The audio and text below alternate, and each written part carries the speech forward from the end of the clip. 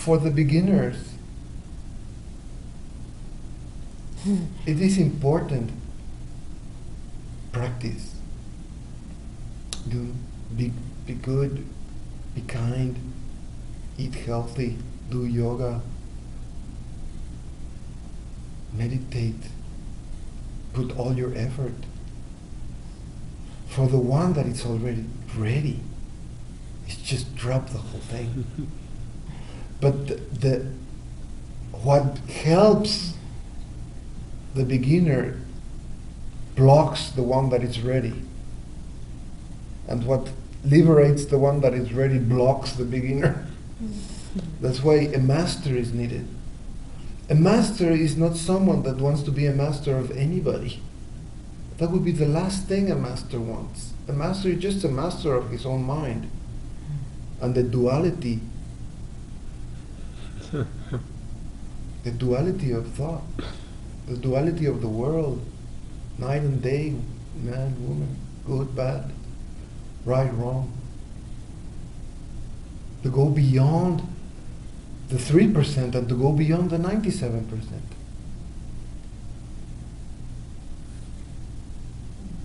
To be able to arrive to the gift, the present. That's why it's called the present. It's a present.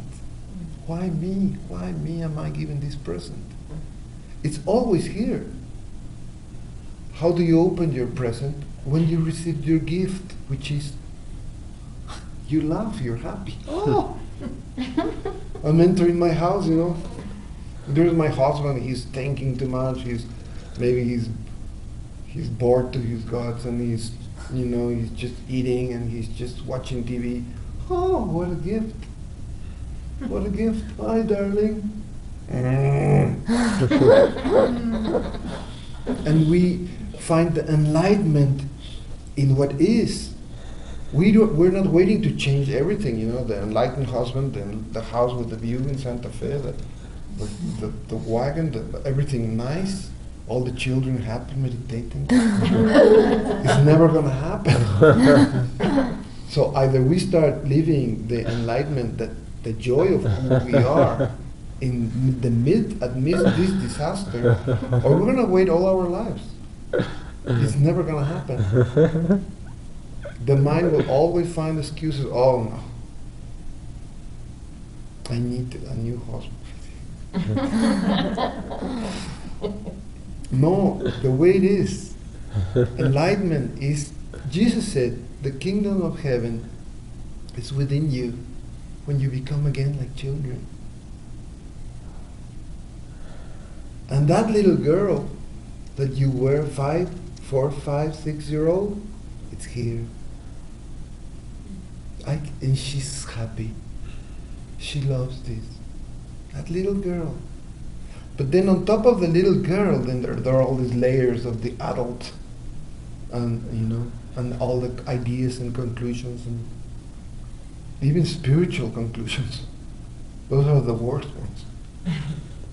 It's better, I've seen it, it's better somebody that doesn't know anything about spirituality. It's easier to see it. When we already have too many concepts, oh, I know that, oh, I know that. But you know it, but it's not the same as you open the present.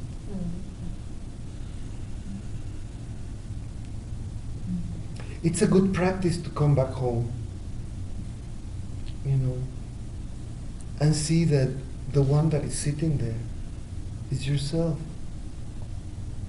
It's a good practice to go and look at yourself. It could be your son, your daughter, your husband, your lover, your friend, your mother. It's a good practice to come and look at yourself. And the way to do it is when you are in front of your beloved, your family member, your friend, that you recognize that it's a stage like in a theater, and that you cannot see yourself. You can only see the other. And that you can disappear from the stage and let the other be in the stage. That's love. What would happen if now, for the first time, I allow this person to be just this person on the stage, and I can listen? and feel this person, like if I'm watching the theater, you know. Oh, wow. It doesn't matter if this person is telling a story about how hard it was in the work, or complaining, or even angry. You just really watch for the first time, are totally present, and you recognize yourself there. Because we've been projecting ourselves all the time on the others. That's why relationships are such a hell. Exactly, that's a good, that laughter comes from the 97.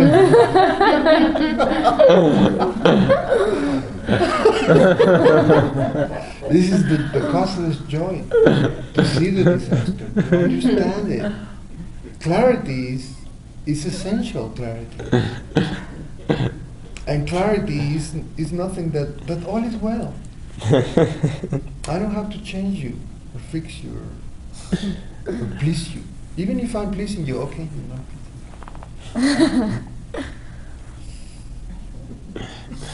Did you watch this movie, August with Meryl Streep? August Rush? I think it was August Rush. Nobody's seen it? August Rush, with the new movie of Meryl Streep and Julia Roberts. No. Wow. I recommend it. It's an amazing movie. It's an amazing story of a family, and how can family create such a hell in each other. I mean, We need to go see a movie. We all firsthand know it. yeah. But it's interesting, because in the end it's just really like, wow. It's good to see how we project each other when there's attachment. Jesus said, not Bill Clinton, or Jesus said, your family will be your worst enemies. It's a very strong declaration. The first time I heard it, I was really shocked. Because I love my mommy and stuff, you know, quite much. Especially in Mexico, with the mother is like a temple. But now I understand. It's because these 3% or 4 or 2, of course, that it loves, you know, the baby comes, you know, and it really thinks it's mine, and wants to protect it naturally, but it starts to be attached to this form, this human body, this body-mind organism, and wants to direct it for its own good. But not just at the beginning. Forever. My sister, she was 65 years old. My mother was 90 years old, 91 years old. They had been living for 20 years together, because she left her husband and went back to my mother. Fighting every day, making up in the restaurant, fighting again and making up, fighting again and making. They just made a life like a hamster out of all this codependency. And really, my mother would manipulate her with such an incredible surgical ability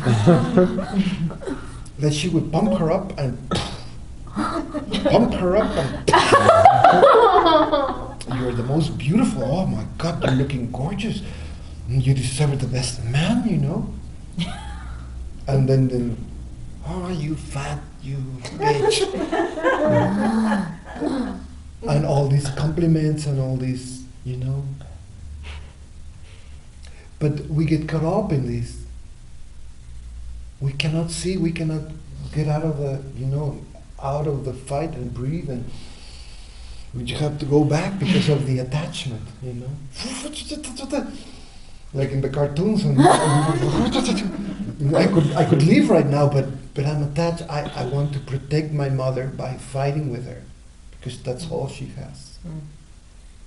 I want to make my point to help her, and that is attachment. I mean, it becomes infectious.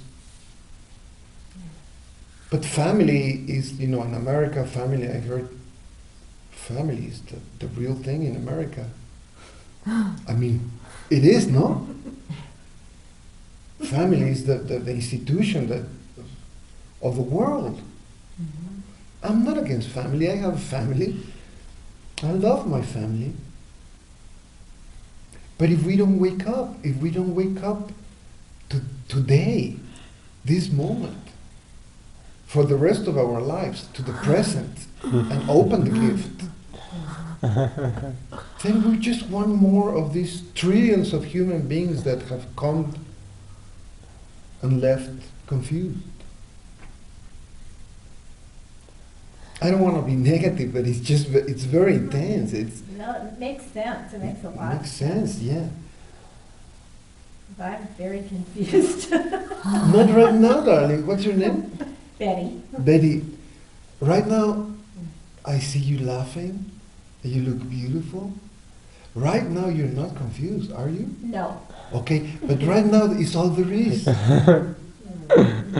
The 3% projects a human time and says, well, but later, of course, I'm going to be totally confused again. No. That's the little me. Me. It's good to practice, say, well, right now I'm great. So, come what may. I might lose it, I might keep it, I don't know. But right now I'm great. And to live like this, you know? Because it's a very innocent joy where there is no separation.